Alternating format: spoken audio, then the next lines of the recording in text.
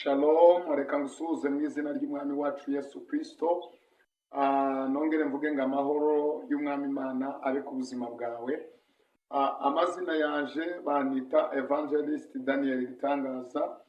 Nanone ngo hayi ikaze muri uyu mwanya mwiza w'ijambo ry'Imana.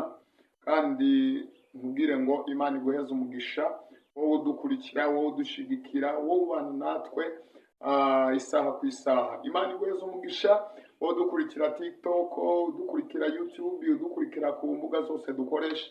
Imana ibahe umugisha cyane. Reka ngusengere isengesho tuganire ku ijambo. Mana nziza tuyahirengeye, gushimiye kubw'umwanya mwiza uduhaye. Buri wese iri jambo rihindura ubuzima bwe, buri wese iri jambo rizana impinduka mu izina rya Yesu, amen. Bavandimwe bene data, ndagira ngo nkusubizemo imbaraga, ubwire ngo Imana iragukunda. Nubwo wanyura mu bigeragezo bingana bite, nubwo wanyura mu ntambara zingana gute, nta gishobora kubuza umugambi w'Imana kuba ku buzima bwawe. Morodekayi yabwiye Esiteri, yaramubwiye ngo nta kizabuza abayuda gutabara.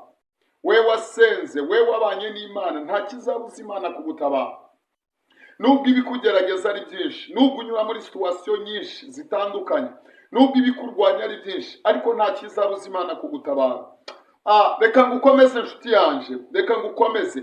Bibiliya ivuga ngo iki? Iravuga ngo nunyura mu mazi ntago azagutembana, ariko ayo mazi uzayanyuramo. Ibyo bigerageza urimo uranyuramo, ubwo burwayi urimo uranyuramo niyo mazi.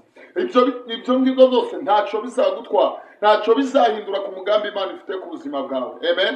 Nta na kimwe kizahagarika plani y'Imana. Izo ndwara, ubwo bukene, ubwo bushomeri, ayo madeni y'amabanki wagiyemo, humura hari igihe uzayishura. Imana ifite inzira zirenze igihumbi yanyuzamo ikagutabara. Niba waringiye abantu bakaguhemukira, humura, amaboko y'Imana ni maremare. Amaboko y'Imana aracariho, aracakora iteka ryose.